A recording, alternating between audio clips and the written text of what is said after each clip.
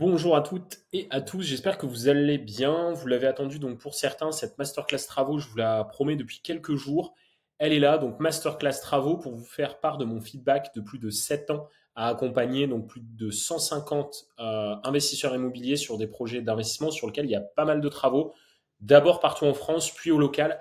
Donc l'idée, c'est vraiment de vous partager un maximum d'éléments qui peuvent vous faire gagner des dizaines, voire des centaines de milliers d'euros grâce aux travaux et aussi de voir un petit peu l'expertise et la technicité qu'on peut avoir finalement sur cette partie-là. La masterclass, donc comment éviter de perdre effectivement des dizaines, voire des centaines de milliers d'euros avec les travaux. Je vous invite donc à prendre un maximum de notes. C'est une vidéo, vous pourrez faire pause, vous pourrez revenir en arrière, donc ça c'est top, mais je vous invite effectivement à prendre un maximum de notes. Pour ceux qui ne me connaissent pas encore, donc je m'appelle Florent Létat, je suis le dirigeant, le fondateur et le gérant donc, de Prudentia Immobilier, qui est une agence réglementée par l'État. On a une carte T et on accompagne des investisseurs immobiliers de toute la France qui veulent investir dans les Hauts-de-France. On s'occupe de tout de A à Z, on met en place les locataires, bref, on fait vraiment tout pour vous. C'est la raison pour laquelle vous pouvez être à l'autre bout de la France et nous confier vos projets d'investissement immobilier. Tout simplement parce que vous cherchez des rentabilités à plus de 10% et en plus de ça, vous voulez être tranquille, vous voulez pas vous créer un second métier. Donc du coup, c'est effectivement assez intéressant de travailler avec nous.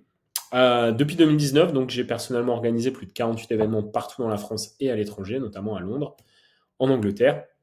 Ces événements, ils ont ramené quasiment 4000 personnes qui souhaitaient investir en immobilier. Donc tout ça me permet justement de comprendre en fait vos besoins. Et on a effectivement accompagné plus de 173 projets pour plus de 35 millions d'euros investis depuis 2017. Ce que je vous propose, donc là vous avez vu, j'ai été assez succinct parce que l'idée c'est pas qu'on parle de nous, mais en tout cas c'est bien de remettre le contexte. Maintenant, ce qui est bien, c'est qu'on parle de travaux et qu'on parle de concret. Donc les 5 étapes pour réussir vos travaux selon les 7 années d'expérience que j'ai chez Prudentia, en ayant accompagné d'ailleurs près de 200 clients, 173, comme on vient de le voir juste avant. La première étape, finalement, c'est est-ce que vous-même, dans votre coin, vous êtes qualifié finalement pour gérer des travaux. La deuxième étape, c'est de définir ce cahier des charges travaux. Comment définir un cahier des charges de manière pertinente. Ensuite, comment, une fois que vous avez défini le cahier des charges, sélectionner les bons artisans. Puis, comment gérer les travaux. Et enfin, comment gérer la réception de chantier une fois que les travaux sont terminés. La première étape, est-ce que vous êtes qualifié? Finalement, quelle expérience vous avez dans les travaux? Demain, je ne sais pas, moi, vous voulez aller faire de la course automobile sur circuit. Si vous n'avez jamais piloté, forcément, ça risque d'être compliqué si vous êtes à côté de personnes qui font ça tous les week-ends. Donc là, c'est la même histoire, c'est de se dire finalement, quelle expérience j'ai dans les travaux? Parce que les travaux, c'est comme tout. C'est comme investir dans l'immobilier. C'est comme, par exemple, je ne sais pas, moi, demain, vous voulez faire un repas incroyable, etc. Faire à manger, ça s'apprend. Devenir restaurateur, ça s'apprend. Savoir faire des desserts, ça s'apprend. Et savoir gérer des travaux, ça s'apprend. Donc, si vous ne l'avez jamais fait, en fait, de fait, c'est compliqué si vous n'avez aucune expérience dans les travaux pour gérer des dizaines, voire des centaines de milliers d'euros de travaux pour vos projets d'investissement immobilier.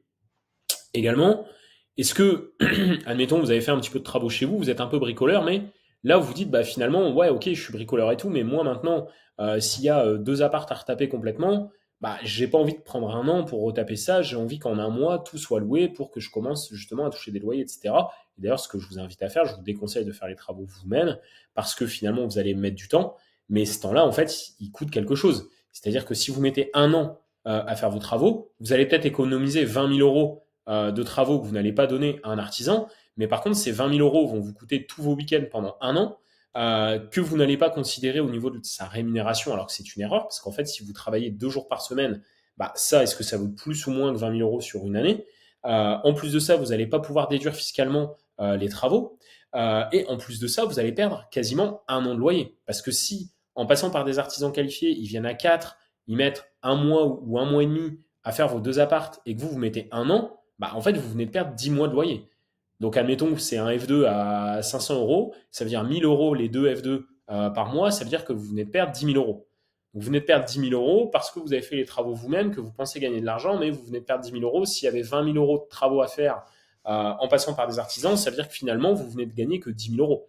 Parce qu'ok, vous avez économisé les 20 000 euros sur les travaux, mais vous venez de perdre 10 000 euros de loyer. Donc, du coup, vous n'avez gagné que 10 000 euros pour passer tous vos week-ends pendant un an à faire ces travaux. Vous voyez, ça, c'est vraiment la logique que je vous conseille d'avoir pour finalement savoir si c'est pertinent ou pas de faire les travaux vous-même. Et en plus de ça, c'est partant du principe que vous êtes un excellent ouvrier du bâtiment et que vraiment vous gérez les travaux parce que faire du placo, de la peinture, etc., même finalement une pose de parquet, tout le monde se dit oui, ça va, je sais poser du stratifié. Bah, finalement, la pose n'est pas souvent aussi qualitative que quand elle a été faite par un professionnel. Donc du coup, tout ça m'amène aussi à vous demander, est-ce que vous connaissez du coup précisément les différents prix par corps d'état pour savoir vous jauger, que ce soit pendant les visites, mais aussi quand on vous envoie un devis, savoir par exemple si vous êtes à 350 euros fourni posé pour un radiateur 2000-2500 watts électrique, savoir le prix d'un cumulus, le prix d'un ballon thermodynamique, le prix d'une fenêtre standard en PVC. Voilà, ça, si vous ne savez pas ça, ça va être compliqué parce que du coup, vous ne savez pas appréhender finalement les devis qu'on vous envoie et du coup, vous ne savez pas trop si vous faites une bonne affaire ou pas parce que je le dis tout le temps, la bonne affaire, elle se fait à l'achat. Donc, la bonne affaire se fait à l'achat, c'est sur le prix d'achat du bien, mais c'est aussi sur la négociation des travaux parce que finalement, le prix d'achat, c'est le global de votre projet à l'achat en comprenant aussi l'enveloppe travaux. Donc, ça, c'est vraiment des éléments qu'il faut que vous vous posiez comme question pour savoir finalement si aujourd'hui vous êtes qualifié ou pas pour gérer ça. Et également, je l'ai dit tout à l'heure, est-ce que vous avez le temps pour réaliser et ou suivre le chantier? Parce qu'en plus, si vous n'avez pas choisi les bons artisans, si vous n'avez pas le réseau, vous risquez de travailler avec ce que j'appelle des enfants, c'est-à-dire que dans le bâtiment, il y a des vrais chefs d'entreprise, mais les vrais chefs d'entreprise dans le bâtiment, c'est 5% des ouvriers du bâtiment.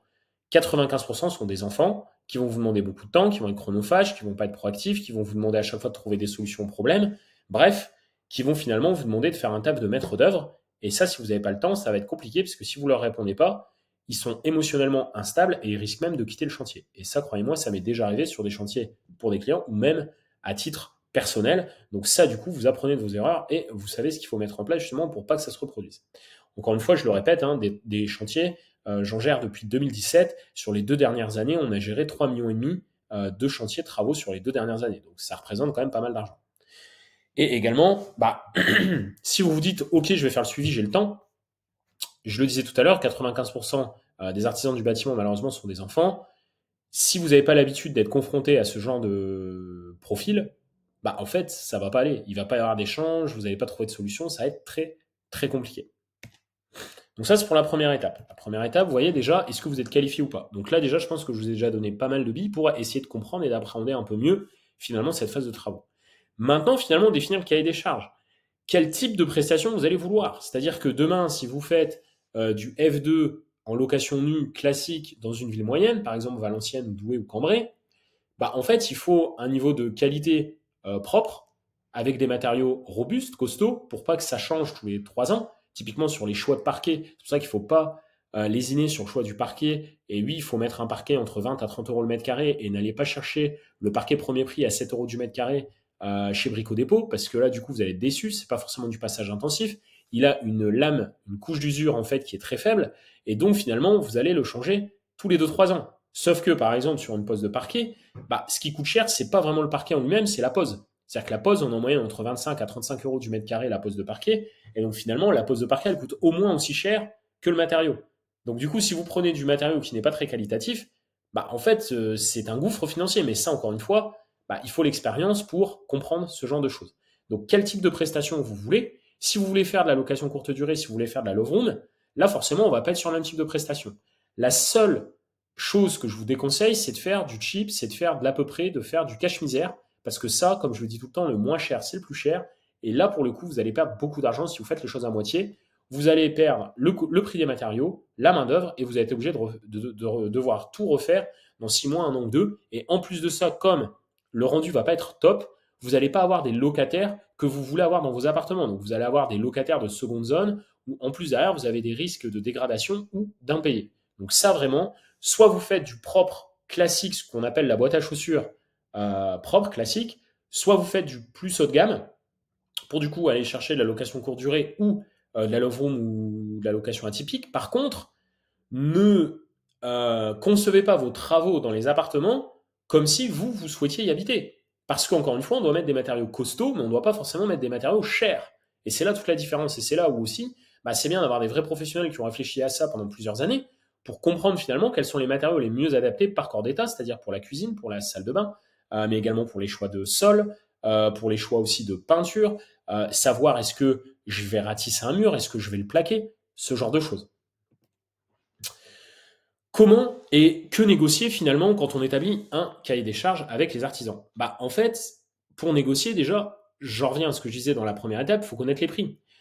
Et surtout, je vous déconseille d'essayer de tordre les artisans parce que n'oublions pas que pour faire une bonne affaire, c'est à l'achat, mais à l'achat, l'idée c'est pas de tordre les artisans pour baisser un maximum leurs coûts, alors que peut-être il y a aussi de l'argent à aller récupérer sur la négociation du bien. Peut-être que le bien est trop cher. Donc ça, c'est hyper important. Comment et que négocier. Par contre, quand effectivement vous avez vraiment l'expérience dans les travaux, vous savez les postes sur lesquels il faut les négocier. Par exemple, peut-être que votre artisan, il est tout corps d'état, il va vous présenter des postes sur les fenêtres, sauf qu'en fait sur les fenêtres, il sous-traite et que du coup, c'est compliqué pour lui d'avoir des tarifs concurrentiels et préférentiels sur les fenêtres, donc il faut peut-être aller voir un menuisier en direct. Également, des fois, là où on peut gagner de l'argent, surtout en local quand on a les contacts, c'est sur la démolition. Sur la démolition, si on vous facture 5 000 euros pour déblayer, entre guillemets, et évacuer une maison de 90 mètres carrés, là, sur un lot voisin, vous allez trouver des personnes, au lieu que ça coûte 4 000 euros, ils vont vous demander 500 euros pour le faire. Donc ça, c'est des éléments, encore une fois, il faut être dedans, il faut connaître, il faut avoir le réseau pour, du coup, savoir comment et que négocier. Quels éléments à verrouiller? Quand vous définissez votre cahier des charges, il est important de ne rien oublier. Est-ce qu'il y a une dalle à refaire? Est-ce qu'il y a une porte d'entrée à refaire? Des fenêtres? Ok, il y a des Velux ou des fenêtres en double vitrage, mais est-ce qu'elles sont fonctionnelles? Est-ce qu'elles sont des années 80-90 et que du coup, elles commencent à être un petit peu vieillissantes? Est-ce qu'il va falloir le budgéter dans un second temps? Est-ce qu'on le fait en même temps? Par exemple, si vous faites vos embrasures placo dans les fenêtres, et ben peut-être qu'il est plus pertinent de changer les fenêtres en même temps parce que sinon vous allez devoir repayer un plaquiste quand vous allez changer les fenêtres pour refaire les embrasures. Donc ça, c'est des choses qui s'anticipent. Et également les gros œuvres. N'oubliez pas justement tout ce qui est toiture et façade. Savoir finalement est-ce que la façade elle est un peu défraîchie mais qu'elle est étanche et qu'elle reste correcte, ou alors est-ce qu'elle est poreuse et qu'elle nécessite une prise en charge immédiate. Et la toiture, c'est pareil. Si vous commencez à lésiner sur la toiture, c'est des postes qui peuvent vous coûter très très cher. Donc c'est hyper important de bien verrouiller 100% des éléments du cahier des charges. Pareil, dans la salle de bain, est-ce que vous voulez du carrelage toute hauteur? Est-ce que vous mettez un carrelage jusqu'à 2 mètres de haut? Est-ce que vous mettez pas de carrelage? Est-ce que vous le mettez que dans la douche? Est-ce que vous allez mettre une cabine de douche? Est-ce que vous allez mettre un receveur? Moi, par exemple, je déconseille dans 99% des cas les cabines de douche. Si maintenant vous avez un devis, que vous n'êtes pas vigilant et que l'artisan vous met une cabine de douche, bah forcément, c'est pas top. Maintenant qu'on a vu effectivement, bah, du coup, les éléments qui sont importants de prendre en considération dans l'établissement du cahier des charges, la sélection des artisans. Donc la sélection des artisans, analysez les devis. Déjà, vous avez effectivement une visibilité globale sur les devis. Est-ce que les devis sont détaillés? Est-ce que c'est détaillé corps d'état par corps d'état? Ou est-ce que vous avez finalement un forfait, rénovation d'appartement avec une liste de choses, un prix global, 25 000 euros, et que finalement, vous n'avez pas beaucoup de détails. Euh, sur les différents corps d'état, vérifiez aussi les matériaux qui sont utilisés. Par exemple, le placo, ça ne veut rien dire. Vous avez plusieurs placos, les isolants, voire surtout, en plus, dans une ère où eh bien, on est très vraiment impacté par toutes les normes sur la rénovation énergétique, voir effectivement si les isolants qui sont mis, si les matériaux mis en termes d'isolation énergétique vont permettre justement, après au diagnostiqueur, de pouvoir faire ses projetés et derrière de s'assurer qu'on sera minimum en lettre D pour pas faire des travaux et se retrouver avec une passoire énergétique. Donc ça, c'est tous des éléments qui sont hyper importants à prendre en considération. D'avoir un devis qui vous paraît cohérent, regarder si l'artisan eh bien, a des agréments, l'agrément Calibat, l'agrément RGE. Donc ce genre de choses sont des éléments qui sont importants à prendre en considération. Maintenant, moi, je travaille par exemple avec des artisans qui vont travailler au forfait, alors que c'est pas forcément recommandé. Par contre, pourquoi je travaille avec eux? Parce que ce sont des gens que je connais au réseau. C'est des gens, la plupart du temps, qui sont marchands de biens, qui sont des équipes travaux, qui font tourner sur leurs projets, mais étant donné qu'ils n'ont pas tout le temps des projets toute l'année, bah, finalement, ils ont des équipes qui sont disponibles pour faire des travaux. Ils connaissent sur le bout des doigts leur marché, ils connaissent sur le bout des doigts la rénovation dans l'ancien.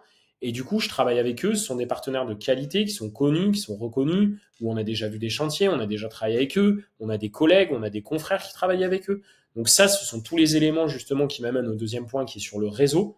C'est que, ok, vous avez une analyse de devis par rapport à un ressenti, par rapport à un devis sur un bout de papier. Maintenant, un devis sur un bout de papier, c'est comme dans l'immobilier, l'achat d'un immeuble de rapport, ça se fait pas avec l'étude d'un document Excel. Le document Excel, il vous donne des variables et des tendances. Mais vous n'achetez pas un document Excel, vous n'achetez pas un devis. Vous achetez des travaux ou vous achetez un immeuble. Et ça, je suis confronté, alors de moins en moins, parce qu'encore une fois aujourd'hui, on travaille quasi en vase clos avec nos clients, on a des recommandations de clients qui nous recommandent d'autres personnes, etc. Donc les gens commencent à savoir comment on fonctionne. Et du coup, j'ai pas expliqué pendant 2 ans que quand on propose un bien, c'est effectivement quelque chose qui est pertinent sur le marché, sinon on ne le présenterait pas. Et qu'à un moment donné, acheter un immeuble, c'est pas juste, comme dit, acheter une rentabilité sur un document Excel. Acheter des travaux, c'est pas juste acheter un logo RGE Calibat. Donc ça, c'est hyper important aussi à considérer. Et ça, en fait, vous ne l'avez que par le réseau. Parce que quand vous êtes implanté localement, vous savez les entreprises qui fonctionnent et qui ne fonctionnent pas, parce qu'en fait, c'est un village. Moi, je vois où je suis à Valenciennes, à 1 heure autour de Valenciennes. Je sais les entreprises de bâtiments qui tournent, celles qui délivrent pas leur chantier, celles qui ont des retards sur leur chantier, parce qu'en fait, c'est des petits réseaux, tout le monde se connaît. Donc ça, c'est hyper important. Et ça, si par exemple vous êtes à Paris ou à Lyon, parce que moi je sais que j'ai beaucoup de clients qui sont à Paris et à Lyon, et que vous appelez le premier qui sort de la liste à Valenciennes et que vous lui demandez d'aller faire un devis, là franchement vous prenez des risques qui sont inconsidérés de faire ça. C'est très très compliqué. Et la dernière chose aussi, c'est le feeling. C'est-à-dire que vous pouvez avoir un beau devis, vous savez que l'entreprise elle travaille plutôt bien. Maintenant, à voir s'il va y avoir le feeling sur la manière de travailler, sur les attentes que vous avez, et si finalement la qualité de prestation est en adéquation avec vos attentes. Et ça, vous arrivez à qualifier le feeling et à voir si votre interlocuteur vous inspire confiance, également avec l'expérience, puisque du coup, dans les questions que vous allez poser, vous allez forcément creuser un petit peu plus que le commun des mortels. Donc maintenant, on va voir finalement les 2 prochaines étapes. Il n'y a rien. Pourquoi? C'est pas que j'ai pas fini la présentation, c'est que normalement, quand vous avez bien fait les 3 premières étapes, que vous êtes compétent dans les travaux, que vous connaissez vos prix, vous savez les différents corps d'état sur lesquels il faut être vigilant, vous savez les couacs qu'il peut y avoir sur tel ou tel point, les histoires de carrelage, les histoires de choix de receveur, sur la cuisine, est-ce qu'on a bien anticipé, est-ce qu'on est sûr d'avoir une vraie cuisine équipée, est-ce qu'on nous a pas mis une kitchenette qui est has-been, qu'on va payer aussi cher qu'une cuisine par exemple à 1400 € qu'on va pouvoir avoir chez Castorama ou chez Leroy Merlin. Une fois que vous savez les points sur lesquels il peut y avoir des problématiques, que tout est verrouillé, en fait, pendant les travaux, voilà ce qui se passe. Une page blanche. Et j'ai des clients, à mon avis, qui vont voir cette vidéo et qui pourront en témoigner. En fait, on a une conversation sur WhatsApp avec l'artisan et le client. Et en fait, l'artisan nous envoie des photos, des vidéos, nous explique l'avancement du chantier. Je suis vigilant si je vois qu'il y a des trucs qui avancent pas assez vite ou autre, mais tout a été calé avant. Les dates de démarrage de chantier, les dates de fin de chantier, etc. Et donc, du coup, en fait, pendant les travaux, voilà ce qui se passe. Vous avez normalement rien à faire. Vous n'avez qu'à choisir les bons interlocuteurs, être au bon prix, que tout soit validé. Par contre, si tout ça a été fait à moitié ou vous ne travaillez pas avec les bons interlocuteurs, avec les bonnes personnes, là, ils vont vous appeler 3 fois par jour.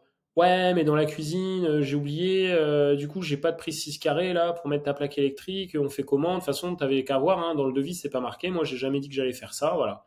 Et là, vous allez commencer à vous énerver, vous allez commencer à lui expliquer que c'est lui le professionnel, que c'est pas à vous de lui expliquer qu'il fallait une prise 6 carrés pour brancher la plaque. Et voilà. Sauf que lui, il a plaqué, et que du coup, il va devoir faire une saignée dans le placo ou je ne sais quoi pour venir refaire de l'enduit pour passer son 6 carrés, etc. Ça va être dégueulasse. Et s'il a fait ses peintures, c'est encore pire. Donc en fait, voilà. Et ça, c'est quand on travaille pas avec les bonnes personnes et qu'on n'a pas anticipé les problématiques. Là, effectivement, il y a beaucoup de choses à dire sur cette étape travaux, mais quand c'est bien fait, il n'y a rien à dire. Et ça m'emmène à la 5e et dernière étape qui est la réception de chantier. Encore une fois, nous, souvent, ce qu'on fait, c'est qu'on a une levée de doute pré-réception de chantier, c'est-à-dire que on va voir sur le chantier, on fait le point avec l'artisan, on lui dit bon là ouais, là par contre tu feras gaffe, là regarde, là t'as un peu débordé, faudrait nettoyer là, là à mon avis il y a dû avoir un loupé sur la peinture, tu peux refaire le pan, tu peux remettre une couche sur l'ensemble du pan de mur, là dans la cuisine il manque ceci, là il n'y a pas les plaintes, voilà, il y a ça à modifier, il y a ça machin, ok. Bon, du coup pour les modifications que je viens de te dire, tu penses qu'il y en a pour combien de temps? Une petite semaine, d'accord, ok. Donc du coup on cale la réception de chantier à lundi prochain, oui c'est bon, ok. Et là on fait la réception de chantier, la levée de doute a déjà été faite avant, on fait signer justement le PV de réception et de fin de chantier, et au moins derrière, voilà, c'est clean. Et après, on peut mettre en place les locataires tout simplement. Et c'est comme ça qu'on arrive depuis près de 3 ans à avoir 0 problème sur nos travaux chez Prudential Immobilier, parce qu'encore une fois, on maîtrise les choses et que, en fait, il n'y a pas de secret. Donc, soit on fait partie des gens qui se plaignent et qui vont dire oui, les artisans, ça fonctionne jamais, etc. Soit à un moment donné, on se remet en question soi-même, on se professionnalise et on essaye justement d'être au niveau de ses exigences et de ses ambitions pour avoir le résultat escompté. Je vous montre un petit peu justement des choses qu'on a refait. Donc là, par exemple, vous voyez la cuisine. Donc ça, c'était un immeuble en Bretagne. Voilà, donc c'était dans cet état-là. Derrière, on a le plan masse, le plan d'aménagement, les projetés après travaux. Donc encore une fois, on sait où on va, on sait chiffrer, on sait métrer. Ça, c'est un projet qu'on vient de finir à Noémery. Là, vous voyez, à la base, c'était une réserve d'un local commercial. Voilà, là, on a tout raillé pour tout diviser. On avait un bel espace. Ça a été divisé pour faire un F2. Et maintenant, c'est comme ça, tout simplement. Voilà. Et encore une fois, ça, on a eu les photos dans la conversation WhatsApp, ça suit son cours et ça avance. Donc merci à vous en tout cas pour ce temps, 20 minutes de vidéo, je ne pensais pas faire si long, j'espère en tout cas que ça vous a apporté de la valeur, que vous percevez mieux, vous, ce que vous pouvez éviter justement comme problématique sur vos propres projets, que ça vous explique aussi un petit peu comment on travaille sur cette partie-là, pourquoi c'est fluide, comment on travaille, comment on fonctionne. Et en tout cas, écoutez, n'hésitez pas, vous avez accès à mon adresse mail, vous m'envoyez un mail et on échange avec grand plaisir sur vos projets. Si vous avez des questions, je vous laisse du coup m'envoyer un mail. Il y a également le lien de mon calendrier pour réserver un appel avec moi ou avec un membre de l'équipe. Je vous souhaite une excellente journée.